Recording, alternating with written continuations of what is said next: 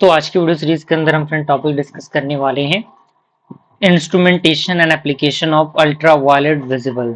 Okay, अभी तक हम लोगों ने बहुत सारी चीज़ों को डिस्कस किया हुआ है। अगर आपने उन वीडियोस को नहीं देखा तो ज़रूर देख लीजिएगा। प्लेलिस्ट का लिंक आपको नीचे डिस्क्रिप्शन ऑप्शन मिल जाएगा, आप वहाँ से उसे चेकआउट कर सकते हैं। आइए वीडियो को स्टार्ट करते हैं।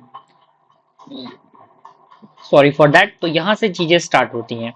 यहाँ पे यूवी यानी विजिबल, ये जो आपका लेंस यहाँ पे लगाया गया है, यहाँ जो लाइट है एक प्रिज्म से होकर गुजर रहा है, तो ये प्रिज्म से होकर गुजरेगा तो डिस्ट्रीब्यूट होगा ही होगा। ओके, ये लाइट सोर्स है आपका, ये प्रिज्म है जो कि मोनोक्रोमेटिक जो मैटर के अकॉर्डिंग ये यूज होता है। और यहाँ से आपके सामने एक मिरर लगाया गया है। क्लियर? यहाँ से आपके सामने देख सकते हैं लाइनिंग दो ड्रॉ की गई है। आई नोड यहाँ पे आपका है, ये ब्लैंक स्पेस है, ये आपका रेफरेंस सेल है।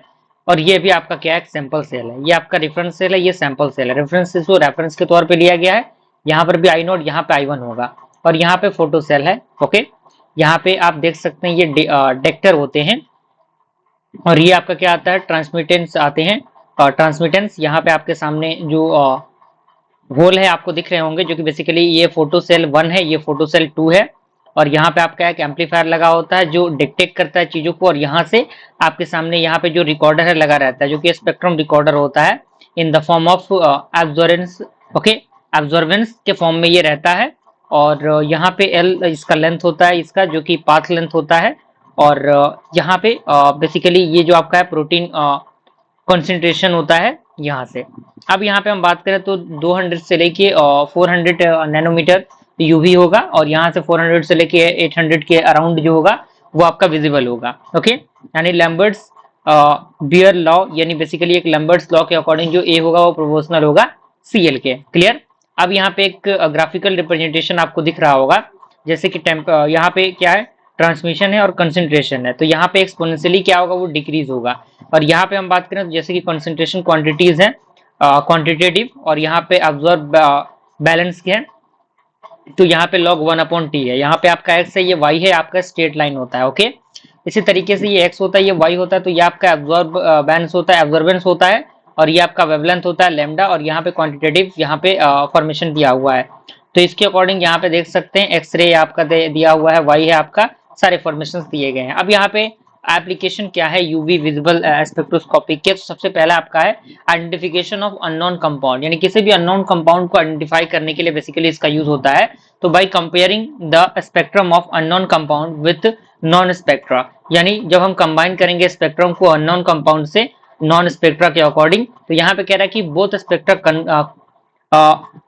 कंसाइज्ड, यानी जब दोनों स्पेक्ट्रा कंसाइज्ड होंगे तो both compound must be identical, तो दोनों कंपाउंड क्या होंगे, आइडेंटिकल होने चाहिए। दूसरा हमारा कि इफ डोंट कंबाइंड, यानी अगर कह सकते हैं कंसाइज नहीं होंगे तो both unknown compound different from unknown, तो वो दोनों क्या होंगे, डिफरेंट होंगे अननोन के। अब दूसरा हमारा था डिटेक्शन ऑफ फंक्शनल ग्रुप, यानी फंक्शनल ग्रुप को डिटेक्ट करना। तो कह रहा है कि बाय दिस टेक्निक प्रेजेंस और absorb of chromophore can be detected, यानी इस टेक्निक की मदद से जो प्रेजेंस होता है और एब्जॉर्बेंस जो होते हैं क्रोमोफोन के, वो क्या हो सकते हैं, डिटेक्ट हो सकते हैं। तीसरा हमारा था एक्सटेंट ऑफ कंजुगेशन। तो यहाँ पे कह रहा है कि the extent of conjugation in in polygons can be eliminated by this technique, यानी जो भी आपके पॉलीगन के जो कह सकते हैं कि कंजुगेशन होते हैं उनको आसानी से एलिमिनेट किया जाता है इस टेक्निक की वजह से।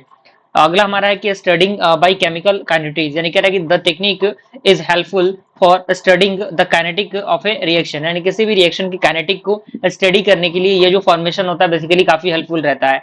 पांचवा हमारा कि मॉलिक्यूलर वेट डिटर्मिनेशन। ओके, यानी मॉलिक्यूलर वेट को डिटरमाइन करने के लिए, तो कह रहा है कि molecular weight of compound can be determined by this technique, यानी जो भी मॉलिक्यूलर वेट होता है कंपाउंड का उसको हम डिटरमाइन कर सकते हैं इस टेक्निक की मदद से।